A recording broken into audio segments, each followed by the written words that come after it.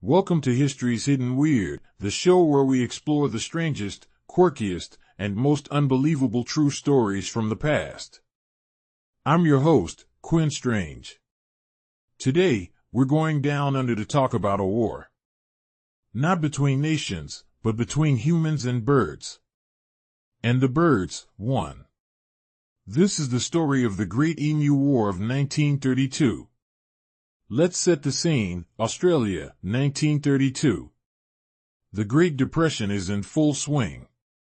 Veterans of World War I have been given land in Western Australia as part of a government scheme. These returned soldiers are expected to become farmers, growing wheat on marginal, dry land. It's a tough life. The economy is tanking, wheat prices are crashing, and to make matters worse, here come the emus.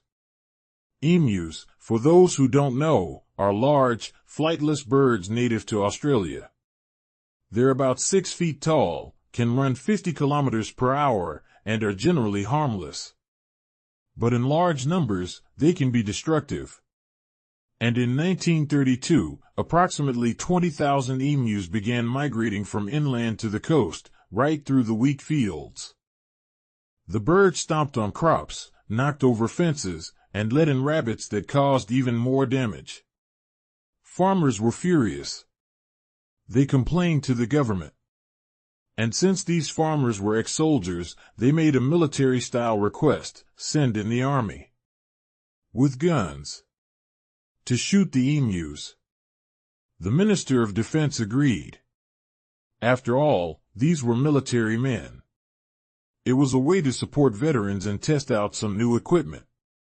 And so, in November of 1932, the Australian military sent Major G.P.W. Meredith and 2 soldiers into the field. They were armed with 2 Lewis machine guns and 10,000 rounds of ammunition. What happened next was not what anyone expected. The first attempt was clumsy. The soldiers spotted about 50 emus and opened fire. But the birds scattered quickly, too fast and too far for effective machine gun fire. Most escaped unharmed. A few days later, the soldiers tried ambushing a larger group. They waited patiently until hundreds of emus came into view, then opened fire. But the gun jammed. Again, the birds got away. And so it went. The emus were too fast, too spread out, and too difficult to kill in large numbers. They would split into small groups, making them hard targets. They didn't move in convenient, film-worthy herds. They were clever. They were tough. Major Meredith later remarked that if the army had been faced with emus during the Great War, they might have lost. That's how difficult they were to deal with. In fact, he said, quote, "If we had a military division with the bullet-carrying capacity of these birds, it would face any army in the world." Within days, the press got wind of the operation. And they mocked it mercilessly. Headlines like "Emus Outwit Army" and "Military Loses to Birds" began appearing in newspapers. The public found it hilarious. Politicians? Not so much. They were embarrassed. This was supposed to be a quick victory, a morale booster. But the numbers were clear. In the first week, out of thousands of rounds fired, only a few hundred emus were actually killed. That's a terrible kill ratio. After a couple of weeks, the operation was called off. The emus had won. But wait, there's more. Later that same month, farmers pushed for a second attempt. And once again, the military returned. This time, they were slightly more successful. In a month, they killed around 1,000 emus and wounded perhaps another 2,500.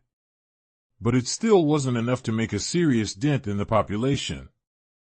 Eventually, the effort was abandoned again. Instead of machine guns, the government eventually subsidized ammunition for farmers to shoot the birds themselves. They also experimented with building exclusion fences, though even those didn't stop the birds entirely. The Great Emu War has become a kind of running joke in Australian history, a moment when military power met a natural problem and failed in the most bizarre way. But behind the humor is a more serious story, one of economic hardship, environmental imbalance, and the unintended consequences of government policy. Why didn't the operation work? Well, emus are surprisingly resilient. They can take a bullet and keep running. Their thick feathers and fast movements made it hard to bring them down quickly. And their behavior, scattering into small, mobile groups, meant that machine guns weren't effective. Plus, let's not forget, this wasn't a battlefield. It was farmland. There were no trenches, no enemy strategy, just wildlife trying to migrate, and humans trying to stop them with war tactics. It was, in short, a complete mismatch of tools and targets. And yet, despite its failure, the Emu War has left a long legacy. It's become a case study in absurd military planning.